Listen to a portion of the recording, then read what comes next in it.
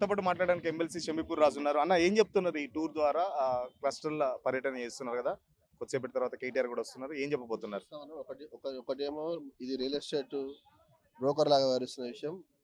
మనకు ఉన్నటువంటి ఏదో మార్కెట్ వాల్యూ కానీ గవర్నమెంట్ వాల్యూ కంటే తక్కువ రేటుకి ఇవ్వడం వాళ్ళు చేస్తూ ఉన్నారు. ఒకటి దీంట్లో ఏం దాగుందో మనందరికీ అర్థమవుతుంది.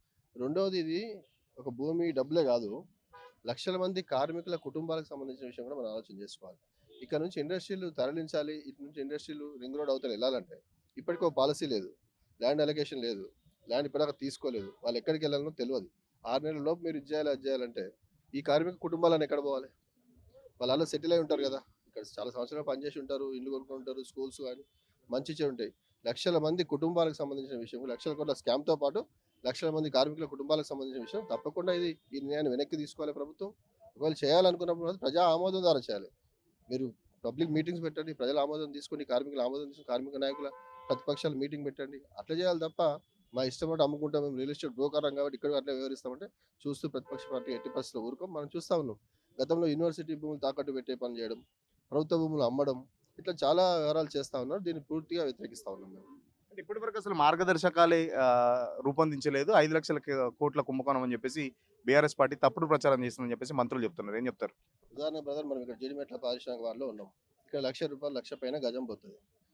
ఇది గవర్నమెంట్ వాల్యూ 20,000 30,000 ఉందనుకోండి, 33% అంటే 7,000 లేదా 13,000 అంటున్నారు. ఇక్కడ అర్థమైపోయింది కదా, కుంభకోణం ఏంది, స్కామ్ ఏంది. 9,000 పైచలకి ఎకరాలు మనం రింగ్ రోడ్ లోపల ఉన్నటువంటి అన్ని పారిశ్రామిక వాళ్ళు చూస్తున్నాం. ఎక్కడ కూడా 1,00,000 గజం తక్కువ లేదు. ఇందాక నేను మేడ్చల్ పర్యటించి వస్తా ఉన్నా, అక్కడ కార్మికులందరూ కూడా బాధపడుతూ ఉన్నారు. మేము ఎక్కడ వెళ్ళాలని, వివిధ ప్రాంతాలు వివిధ రాష్ట్రాల నుంచి వచ్చి నివసిస్తున్నటువంటి వారు అక్కడ ఇల్లు కొనుక్కొని వాళ్ళతో అయినంత వరకు అక్కడ నివాసం ఉంటున్న వాళ్ళు ఎటు పోవాలని చెప్పేసి వాళ్ళు ఏడుస్తూ ఉన్నారు. కాబట్టి ఇది మంచి పద్ధతి కాదు, మంచి ఉద్దేశం కాదు. ఎట్టి పరిస్థితుల్లో ప్రభుత్వం ఇట్లాంటి రియల్ ఎస్టేట్ వ్యవహారాలు చేయకూడదు. ప్రభుత్వం ప్రజలకు సేవ చేయాలి, ప్రజలకు పథకాలు అందించాలి, అభివృద్ధి కార్యక్రమాలు చేయాలి తప్ప ఈ రియల్ ఎస్టేట్ వ్యవహారాలు చేయకూడదు అని చెప్పేసి డిమాండ్ చేస్తాం. గత ప్రభుత్వ హయాంలోనే, అంటే మీ ప్రభుత్వ హయాంలోనే కాలుష్యానికి సంబంధించిన పరిశ్రమలన్నీ ఓరారు అవతలికి వెళ్ళిపోవాలని చెప్పేసి సూచించారు. కేవలం ఇప్పుడు మా మీద దుష్ప్రచారం చేస్తున్నారు, ఇదంతా బీఆర్ఎస్ హయాంలోనే జరిగిందని చెప్పేసి చెప్తున్నారు. కాలుష్య పరిశ్రమలు బయటికి వెళ్ళిపోవాలని చెప్పేసి ఇబ్రహీంపట్నం ప్రాంతంలో మేము ల్యాండ్ కూడా పుల్లింగ్ చేసినాం.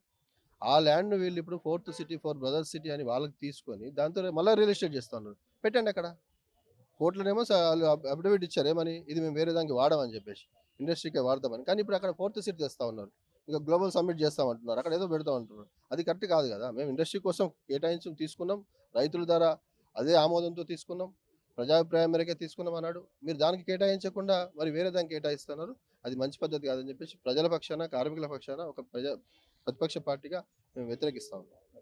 మనతో మాట్లాడడానికి బీఆర్ఎస్ సీనియర్ నాయకులు రాగి లక్ష్మారెడ్డి ఉన్నారు. అన్న ఏం చెప్తారు? బీఆర్ఎస్ పార్టీకి భూముల గురించి మాట్లాడే నైతిక అర్హత లేదని చెప్పేసి చెప్తున్నారు.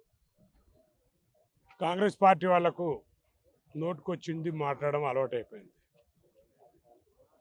మరి ప్రభుత్వం వచ్చి 2 సంవత్సరాలైంది. 2 సంవత్సరాల నుంచి వెళ్ళి వాళ్ళు మరి ముఖ్యమంత్రి అనుకోండి, ముఖ్యమంత్రి బ్రదర్సే అనుకోండి, అందరూ కూడా రియల్ ఎస్టేట్ వ్యాపారం చేస్తున్నారు.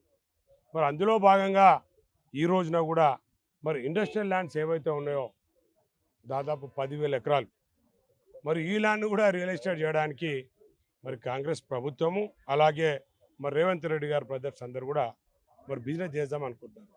ఎందుకంటే ఎన్నో సంవత్సరాల నుంచి ఇంతకుముందు హైదరాబాద్ మహానగరంగా ఉన్నప్పుడు, మరి ఇప్పుడు గ్రేటర్ హైదరాబాద్ అయిన తర్వాత కూడా ఇండస్ట్రీస్ ఏదైతే ఉన్నాయో 30 ఏళ్ళ నుంచి 40 ఏళ్ళ నుంచి ఉన్న ఇండస్ట్రీస్, ఈ ఇండస్ట్రీస్ అన్నిటి కూడా అప్పటి ప్రభుత్వాలు అనుకోండి, అప్పటి మేధావులే అనుకోండి, మరి ఇండస్ట్రీస్ అనేది అవుట్స్కర్ట్స్లో ఉంటే బాగుంటుంది, మరి వేలాది మందికి ఎంప్లాయ్మెంట్ వస్తుందని చెప్పి మరి పెట్టడం జరిగింది. ఇవాళ వేలాది మంది, లక్షలాది మంది ఈ రోజున ఎంప్లాయీస్ అందరు కూడా పనిచేసే వాళ్ళు ఇండస్ట్రీస్లో ఉన్నారు.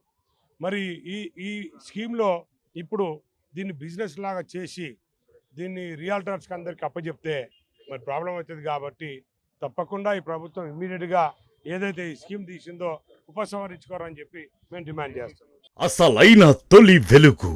ఫాలో వాట్సాప్ @తొలి వెలుగు official.